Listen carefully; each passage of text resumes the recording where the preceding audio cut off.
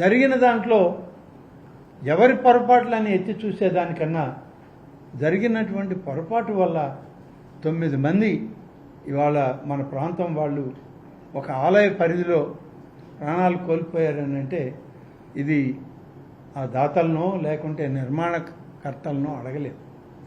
ప్రభుత్వం అందుకని ఇప్పటికే ఒక ఆలోచన చేశాం.